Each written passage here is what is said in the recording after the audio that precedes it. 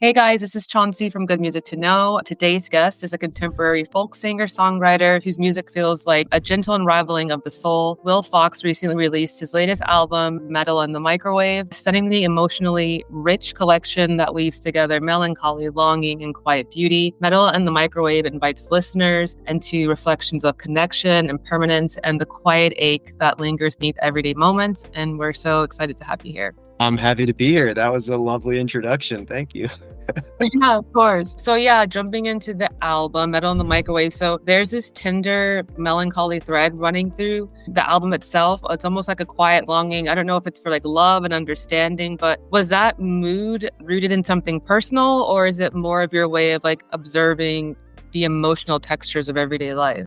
I tend to be a very positive, bubbly person, but when I am writing music, it's usually this way of digging into the multitudes down below. And I think there's always a question about meaning in life there and seeking connection. So I think I always like to kind of tune into that when I'm writing songs, like the realization that things may not be complete in a given moment, and trying to write to create some hope for that completion, whether it's love or security or connection or feeling that the human race is doing the right thing. So yeah, I think this record in particular was very rooted in just feeling kind of burnt out as an adult. Yeah. I think I explored a lot of adult themes about just working and what that means, and where does your creativity or your passion fit into just trying to survive. Yeah. Well, that was my next question. I was going to ask what the title means, Metal in the Microwave, but you just said it means being burnt out as an adult. So I mean, the visuals there. Yeah, I think you just answered that. I have some other references to it too. So I was working at this really cool lumberyard in LA when I was writing these songs, and I loved the job. It was called Angel City Lumber, and they mill only locally felled trees in Los Angeles. So they don't do any foresting. They intercept trees when they fall or get cut down in LA, and they mill them into lumber. The team was like a family, but we weren't getting paid great because it was a startup, and so I got used to buying these microwave meals every night because I just couldn't afford going to Whole Foods and stuff. I started really thinking about this time that I would spend standing in front of my microwave as it was spinning and humming. And there was a time where I was in a relationship during this period as well, and I remember thinking I'm barely surviving. I'm eating these microwave meals every night, but I found someone that I'm connected to, and everything is right in the world, So and then there was also a period during writing these songs where that ended, and I was still standing in front of the microwave and feeling that my life was incomplete. And so it was just the microwave it's kind of a symbol of being able to just stop for a second and reflect in a very kind of mundane way. But when you have love in your life, nothing else matters. Yeah. And when you don't, you start to really, I think, unravel maybe what else you're looking for in life. And so I can't remember if I actually did leave a fork in the microwave once and it sparked. I was definitely thinking about that a lot because I was standing in front of the microwave a lot. So the alliteration too of metal in the microwave, it came to me while I was standing in front of one of those microwave meals one night, and I wrote it down on my phone. I was like, this is going to be the record title.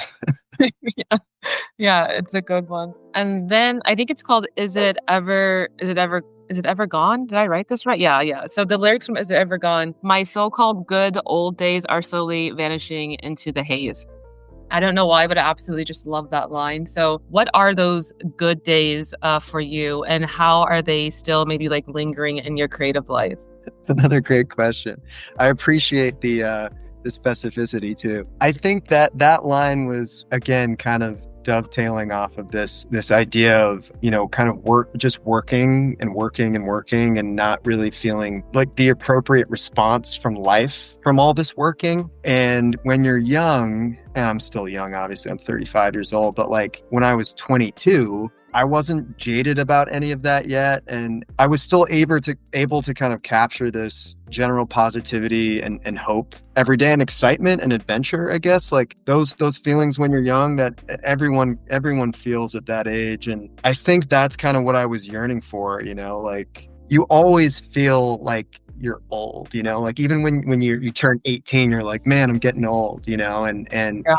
it's all relative, right? It's all about perspective, because I've been here in Virginia now hanging out with folks in their 60s and 70s. Like that's like been my social group lately, and it's actually been amazing because I've been able to just kind of sponge all this wisdom. And I've mentioned a few times accidentally, I've tried to catch myself, but I've slipped and said like, I'm just old now, I'm 35 and I'm going through this mid-career change, and they're like, whoa, stop. You're so young. You have your whole life ahead of you. So I didn't have any of that perspective, I think, in LA. I'd been there for 12 years, and I just kind of felt like I felt old. I felt this like this youthful energy starting to dissipate a little bit. And so that's kind of what I'm yearning for, trying to like recreate for myself. Because you can recreate it with change and making adventure for yourself. So I think that answers the question. I might have gone on a It does. Yeah, it definitely does. And then I don't know if this was intentional. Like I think it was intentional, but then in your song, is it ever gone? Like it just abruptly ends. It feels like the rug is being pulled from underneath you.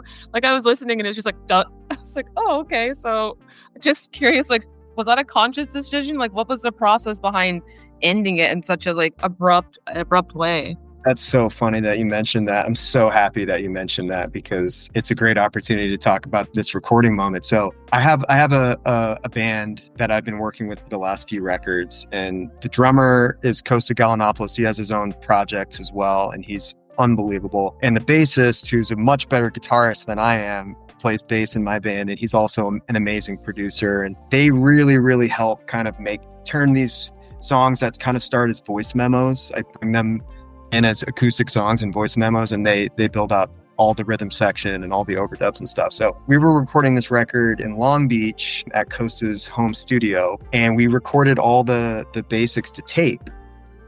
And when we got to this song, we must have recorded like the first 4 songs already or something, and there was only a little bit of tape left, but we didn't know that. So when we recorded this song and got this take, that is the take that you hear, we didn't realize it, but when we listened back, the tape ended at that very moment. At first we were like, fuck, dude, because we went on for another minute, like jamming at the end.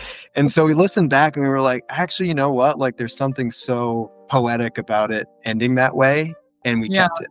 And we played into it as well. When we added overdubs to it, we played into that abrupt ending. And even when I play it live, sometimes we end it that way. Yeah. Well, it also works with the lyrics. So, Totally. Yeah, I just wasn't expecting it. Yeah. And it's funny that you say that you like normally like you're an upbeat and happy guy, because then I was looking at the lyrics to a sad song, and it says, can you give me one more your happy ending? So I think you also answered this already, but I was going to ask, like, do you tend to write more easily from like emotional heaviness than from moments of lightness? But I'm guessing it's probably more so the heaviness in this case. You're right. I think, I talk to my songwriter friends about this a lot. One of my really good friends started this online songwriting school called the School of Song, and it blew up. Like they get some of the best songwriters in the world now to teach about songwriting. It's called, did I say that it was called the School of Song? You should check it out. It's really cool. And I actually took some classes like really early on, and Sad Song was like a homework assignment for that class. If you're kind of in a writer's block or something, a strategy could be like, just pick someone that you're listening to right now and try to emulate their style and just do it as like an exercise. So I was listening to a lot of Harry Nilsson at the time. So I wrote that song just totally based on Harry Nilsson as a homework assignment. And it just turned out great. I had that like line. I already had that line that existed, which is, why is there always a sad song wanting to write me in? And then I finally took that and I built it out thinking about Harry Nilsson. So the funny thing about that song is that like I wrote that song in a really like funny, happy place. Like that song is a joke, Yeah. but it's definitely referencing this idea that like heaviness is usually like the best inspiration for me and for a lot of songwriters, obviously. And like trying to come to terms with that and being okay with that and finding beauty in that. I think it's really important to like reveal that like writing sad songs in those moments is actually really uplifting. Getting through those moments is very uplifting, and it like gives you strength and growth, and those are all really positive things. I think most inspired from heaviness, that's when I think like I get to grab those, you know, moments of inspiration that kind of comes out of nowhere, like that mysterious inspiration. I'm trying to, as I mature as a songwriter, I'm trying to like not just rely on that anymore, you know, and try to like find more humor where I can, even if it's a sad song or like a heavy song, to try to find a little lick of humor if I can as well. Yeah, that makes sense. And is there a lyric or song on the album that you feel the most like emotionally attached to? I think this one usually comes up when I think about the record, but I think a song called Humility's Hold, which I think is track 6. And if we had made vinyls, it would have been like the last track on side A. That's how we planned it. But yeah, I feel like that song is the emotional crux of the record. I think and it's not a specific lyric. It's just kind of like the theme of the song as a whole, which is really what we've already talked about like getting old and reflecting on getting old and growing up and reflecting on your life and your decisions and trying to realize that like the path that you're on is for a reason, that all the little decisions that you make in your life have brought you to this moment, and you have a choice now still to make your life better, even if you regret certain decisions that you've made, or whether it's like relationships or career decisions or things about your family or anything. It's about humility. It's about like having humility in your life and realizing that every little decision that you make can have a massive impact, and it's all part of the same path. And that song actually was born out of like an accident that happened at work, where I was already getting a little bit burnt out at this in life, and I was working at this lumberyard doing woodworking and project management, and one of my bosses who I worked with every day, who I loved, cut his finger off. Oh gosh. Luckily he got it sewed back on, so he's good. But it was terrifying for all of us because we were family, and there was always this kind of risk for all of us every day of having an accident there. And a lot of us there were musicians, so like the thought too of like, what if it happened to me? You know, what would I do if I couldn't play guitar how I play now? That was at least like the event that I remember inspiring the beginnings of these lyrics and the chord progression kind of coming together. And then it stemmed into something more, thinking about like your life and your decisions and what matters to you. Like your fingers matter to you. Like don't take any of these things for granted. That would be devastating, losing the dexterity in your hands, like in your fingers. My goodness. Yeah. Yeah. But is he okay now? Is it, or I don't know. He's good. Yeah. He's in like a hardcore band, and I think he's been playing bass again. So, and he handled it like a absolute champ, and that was inspiring as well. So, yeah, he's good. He's good. Happy ending. Does performing any of the songs live change your relationship to them? I'm not sure if you've played any of them live yet, but just curious. I just went back to LA for a couple weeks to see and say bye to all my old friends and see my music community and record some music too. We played a homecoming show, and it was kind of like a Metal in the Microwave release show. We played songs that we'd never played before, and it was magical. It was really fun. I was really rusty because I hadn't performed in 9 months, but I think it went great. So we did play some new songs that we'd never played before from Metal in the Microwave.